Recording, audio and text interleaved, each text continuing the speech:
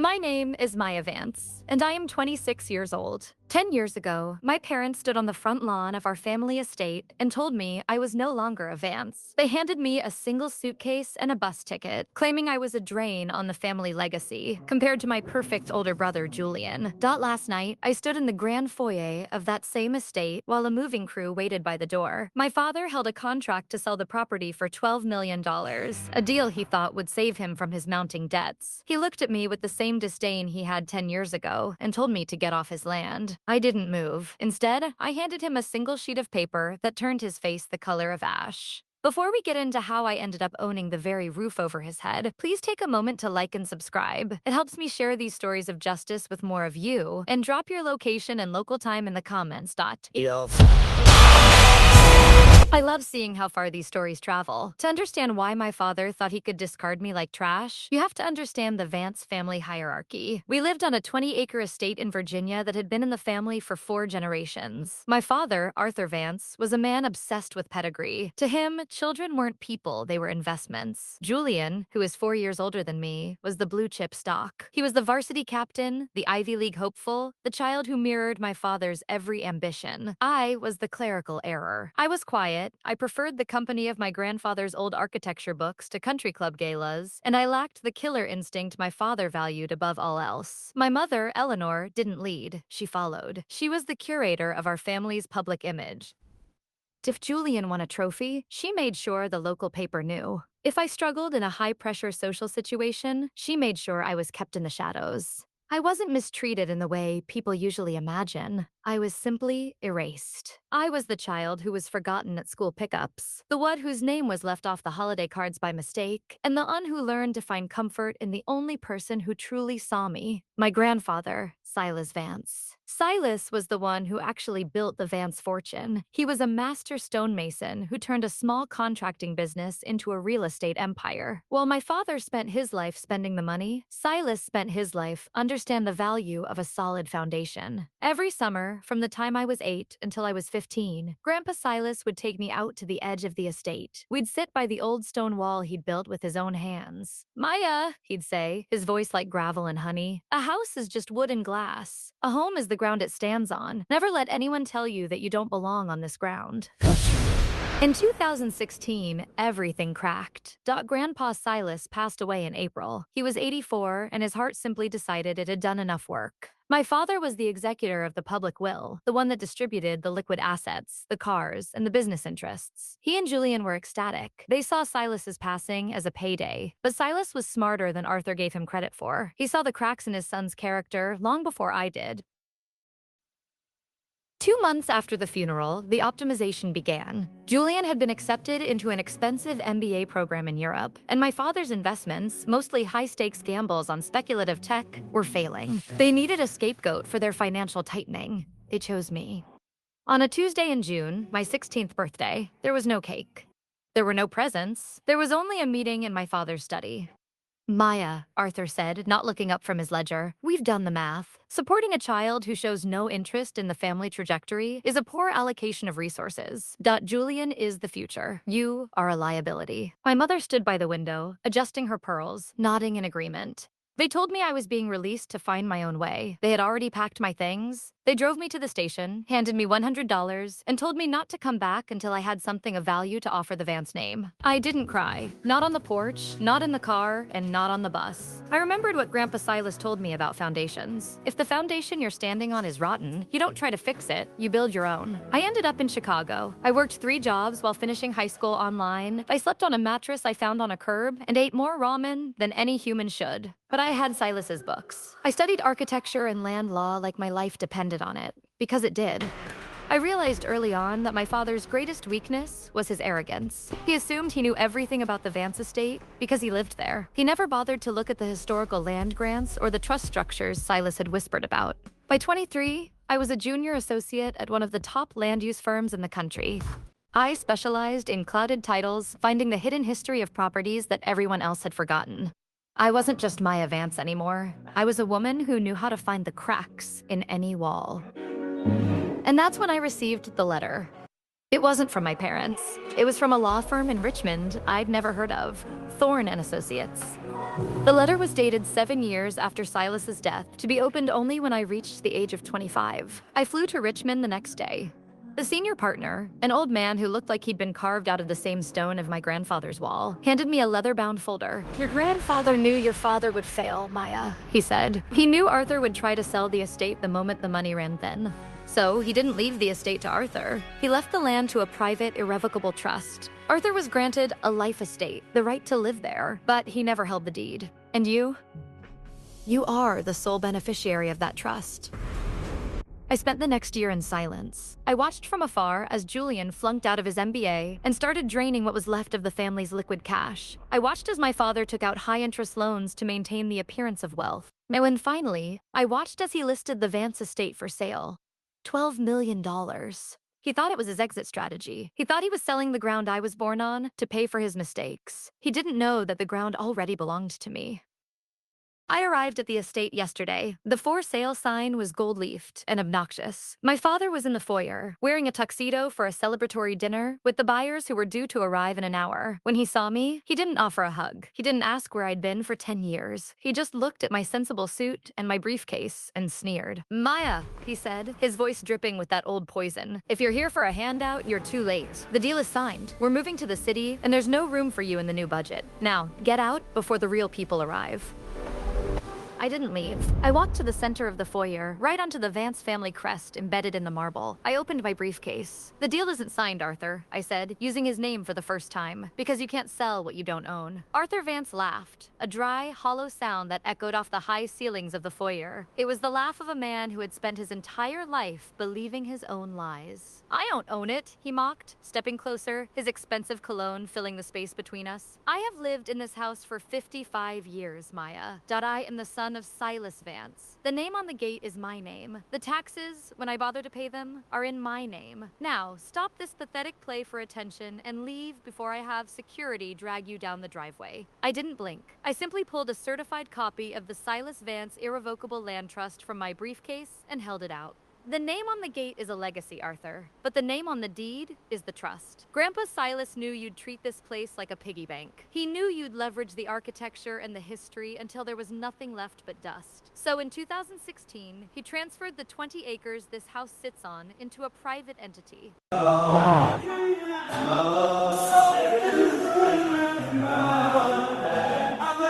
My father snatched the paper from my hand, his eyes scanning the legalese. I watched as he hit the paragraph that outlined the life estate clause. His hands began to shake, just a fraction. "A life estate," he whispered, his voice losing its boardroom edge. "It says I have the right to reside here." "To reside?" I corrected him, my voice as cold and steady as a surgical blade. "Not to sell. A life estate gives you the right to live within these walls until you're passing, but it explicitly forbids the transfer of the title or the sale of the land without the consent of the successor beneficiary. And Silas didn't name you as the successor, Arthur. He didn't even name Julian." At the mention of his golden son, Arthur's face twisted. "Where is he?" my father barked, turning toward the stairs. "Julian, get down here!" Julian appeared at the top of the grand staircase, looking every bit the fallen prince. He was wearing a silk robe over a tailored shirt, a glass of amber liquid in his hand. At 29, he already looked bloated, the stress of his failures etched into the corners of his mouth. "What is it now, Dad? The buyers will be here soon. I need to finish getting ready." "Your sister is here?" Arthur spat, gesturing wildly at me. "She's claiming she owns the land. She's claiming Silas cut us out."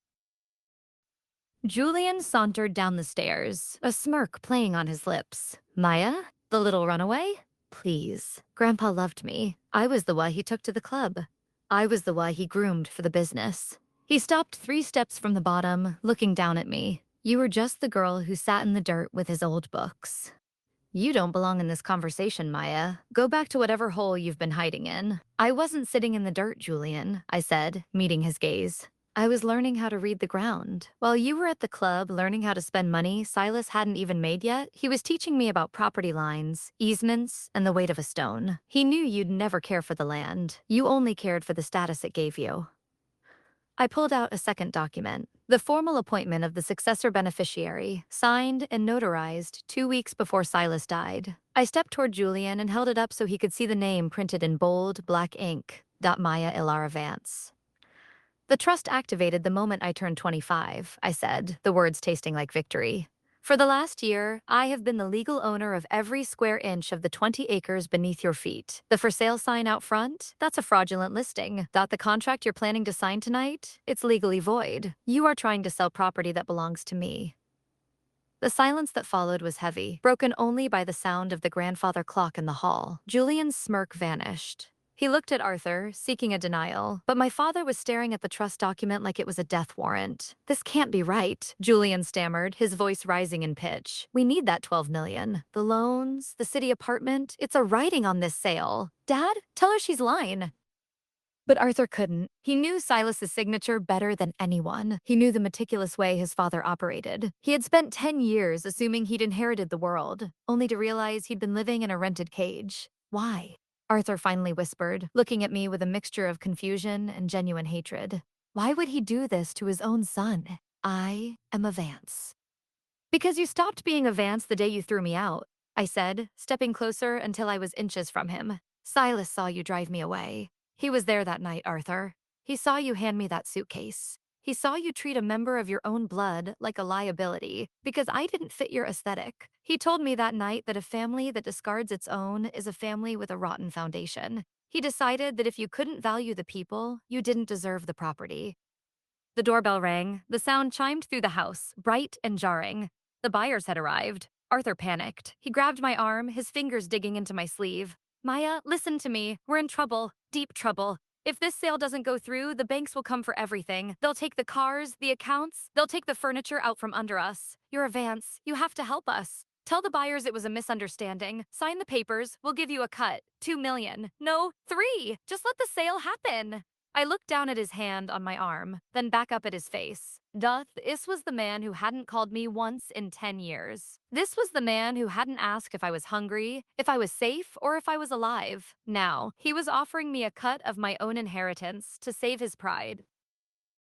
You don't get it, do you? I said, pulling my arm away. This isn't about the money. I don't need your 3 million. I have a career. I have a life. This is about the land. Sila wanted this place preserved. He wanted it to stay a Vance estate, not a luxury subdivision for your buyers to pave over. The doorbell rang again, more insistent this time. Julian, open the door, I commanded. Don't you dare, Arthur hissed. I turned to the door myself, but before I could reach the handle, my mother, Eleanor, appeared from the dining room. She was dressed in a gown that probably cost more than my first car, her face a mask of horrified realization. She had clearly been listening from the shadows. Maya, she breathed, her voice trembling. Please, think of our reputation. If people find out the sale fell through because of a family dispute, we'll be ruined. We won't be able to show our faces at the club. Your father, he's worked so hard to keep us afloat. He's worked hard to keep an illusion afloat, Mother, I said, and the illusion just shattered. I opened the grand front doors. Standing there were 2 men in dark suits, the developers and the real estate agent. They were smiling, hold leather portfolios, ready to finalize the destruction of Silas's legacy. Good evening, I said, my voice projecting clearly so that Arthur and Julian could hear every word from the foyer. I'm Maya Vance, the owner of this estate. I believe there's been a significant misunderstanding. This property is not for sale, and the man who listed it has no legal authority to do so. The lead developer's smile died. Excuse me? We have a signed letter of intent from Mr. Arthur Vance. Then I suggest you take that up with your legal team, I replied, handing him a business card for Thorne and Associates. Because as of 5 minutes ago, I am officially filing a cease and desist against any further negotiations regarding this land.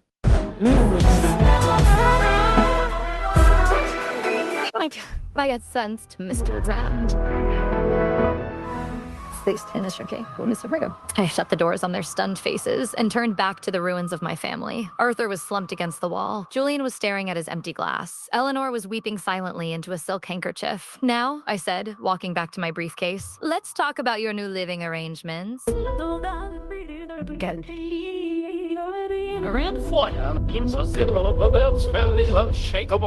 Oh? Now felt like a tomb. Arthur looked up, his eyes bloodshot, the realization of his total displacement finally sinking in. New living arrangements? He croaked.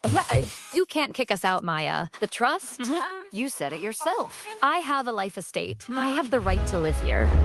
You have the right to occupy the residence, Arthur, I said, my voice echoing with a cold, clinical precision. But a life estate comes with responsibilities. Under the terms Silas set, the life tenant is responsible for the maintenance, preservation, and fiscal health of the property. You haven't paid the property taxes in 18 months. You've allowed the north wing to develop a structural leak that's rotting the beams. You've breached the very contract that allowed you to stay. I pulled a final set of papers for my briefcase. I am not kicking you out yet, but I am exercising my right as the fee simple owner to take over the management of this estate. Starting tomorrow, a preservation team will be arriving to begin repairs. This house will no longer be a backdrop for your vanity. The staff you can't afford will be let go, and the expenses will be trimmed to the bone. You will live here, but you will live on the budget of the liability you claimed I was.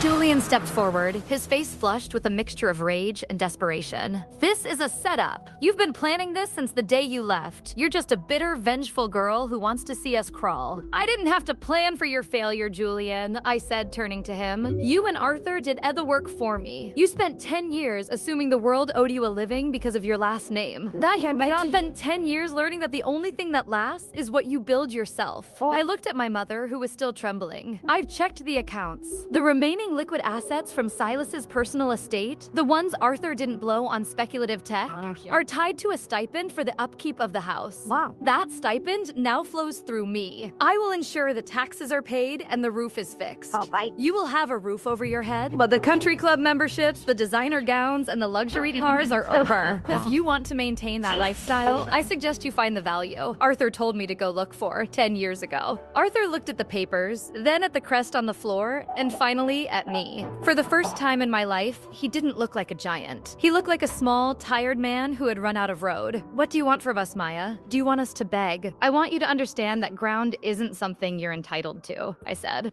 It's something you earn the right to stand on. Grandpa Silas saw through the tuxedos and the titles. He saw that you were hollow. He left me the land because he knew I was the only one who wouldn't sell it for a quick fix. I walked toward the front door, pausing to look back at the three of them, the remnants of the Vance hierarchy. I'm staying at a hotel in town. My contractors will be here at 8 a.m. I suggest you have the guest rooms cleared out. This is no longer a monument to Arthur Vance. It's a Vance estate again, and for the first time in a long time, the foundation is solid. I walked out of the house and down the stone steps. The night air was cool and smelled of damp earth and pine. I walked past the for sale sign, reaching out to snap the sale pending rider off the top. I threw it into the tall grass. As I drove down the long, winding driveway, I looked in the rearview mirror. The lights of the estate were glowing in the distance. For 10 years, I was no one's daughter, a girl with a suitcase and a bus ticket. I had climbed from nothing, built my own life, and returned to claim the only ground that ever truly mattered. I didn't do it for revenge. I didn't even do it for the money. I did it because Silo was right. A family that discards its own is a family with a rotten foundation. I had spent a decade building a foundation of my own, and tonight, I finally felt the ground hold firm beneath me.